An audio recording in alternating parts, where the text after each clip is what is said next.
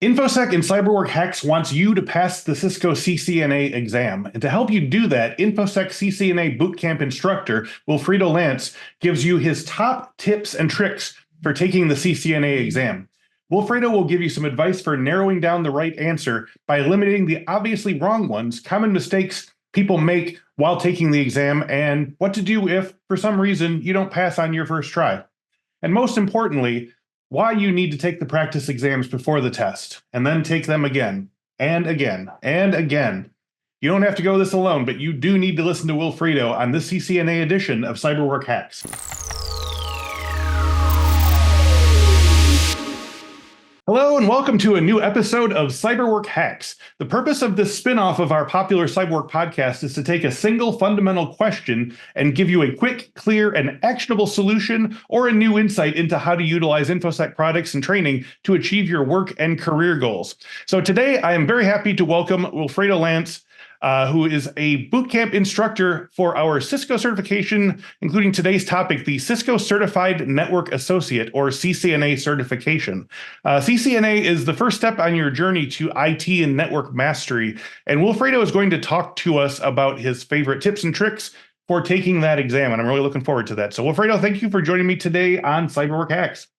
My pleasure. Thank you, Chris. Thank you. Wilfredo, the CCNA, or the Cisco Certified Network Associate certification, is a strong first showing for network professionals who want to demonstrate their understanding and competence to potential employees. So can we just break down, what does the CCNA cover and what skills do you come out of it learning?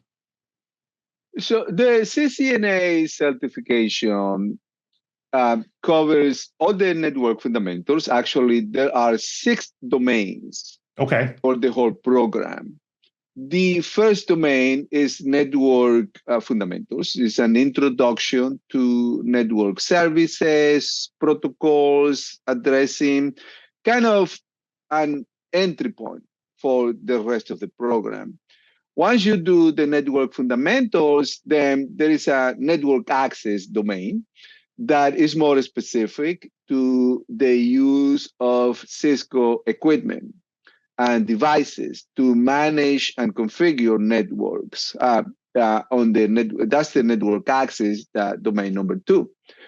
The third domain is the IP connectivity. This is the most important domain for the exam. It includes the configuration and the understanding of routing protocols and services, how to configure Cisco routers, and how to combine that with Cisco switches on a network. So those first 3 domains are very important for the program. Then domain number 4 is IP services. In that domain, that covers the most important network services in use in networking today, right? Things like DNS, DHCP services, SNMP, network time protocol. So very fundamental, important network services are included on domain number 4. Domain number 5 is the security fundamentals. There is an introduction to the implementation of security in network devices. So we go over routers and switch security. We go over the configuration of access lists, authentication, authorization services. It's a very interesting domain given the environment that we live today, right? In IT. And then the last domain, which is only 10% of the exam, was introduced in the last update for the program, and it includes automation and programmability. It's how to use scripting and automation tools to deploy and maintain network devices. Good to know. Okay, so that 6th domain is new. So people who have been studying for a while will need to make sure that they know that this is part of it as well. Correct. Okay. So Wilfredo, you've been steeped in the CCNA exam and all of its changes, as you said. It's gone through for a long time now. Could you tell our listeners some of your tips and tricks for taking the CCNA exam?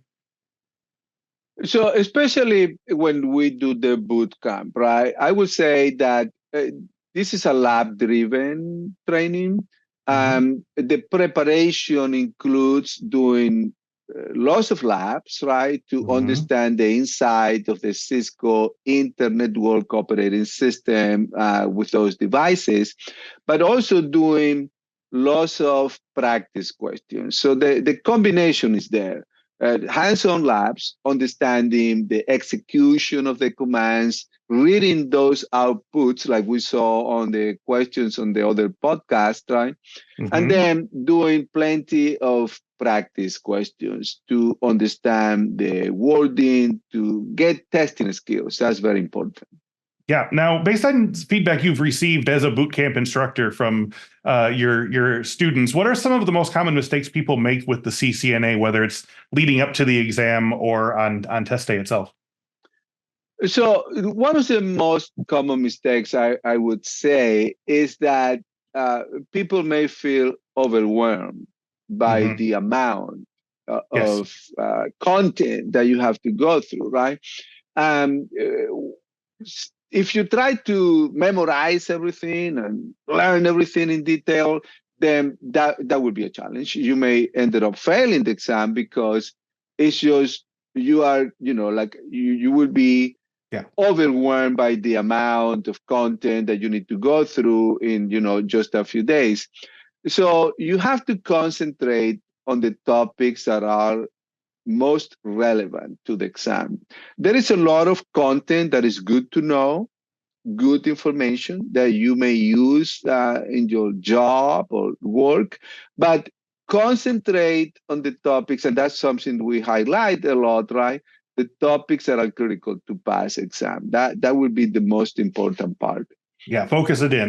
You can read the rest of the book for fun later on, but make sure you. Absolutely. Yeah, and Absolutely. should if you want to do your job well. So obviously, no one likes to talk about this, but what is your advice if you finish the exam and find out you didn't pass? What do you do to pick yourself back up and start climbing that mountain a second time? So if you failed exam, they will give you highlight in the areas where you were very deficient, where you did not Okay, score they that will well. let you know what you didn't answer correctly, or at least Yeah, the based on sections. those domains, based on the 6 domains that we mentioned, they will tell you, okay, the IP connectivity domain, you did very poorly, I see. less than, 40%. That would be the starting point.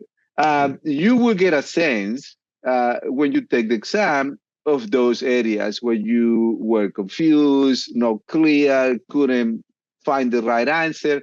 That would be the starting point to get back. But typically, failing the exam means that you uh, either did not do a lot of labs and practice questions, right? Or you did not concentrate in the critical areas that you needed to pass the exam. Yeah. Yeah. Well, that's good to know that you don't have to start from page one of your study guide again and just start over. Just No, just focus on the areas that clearly didn't stick the first time, and they'll probably make a lot more sense when you come back to them. And then, as you said, take a lot more practice exams. So to wrap things up for this episode, Wilfredo, what is your best piece of advice for exam day? I will say remain cool, Mhm. be confident. I mean, one of the things that really is important as people start preparing for this is to gain confidence that you can do this, right? Yes, If totally. you go the date of the exam and you are a little shaky, you are not sure, you are all over the place. No, if you do the labs, you do the practice questions, the date of the exam, just relax.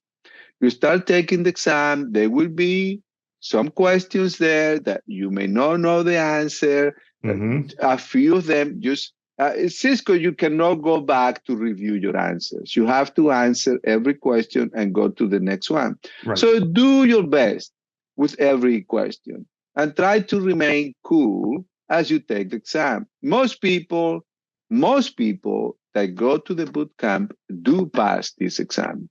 So we got a very high successful rate. For sure. All right. Well, that's great. Wilfredo Lanz, thank you for giving our listeners a leg up in preparing for the CCNA. That was very helpful. Thank you, Chris.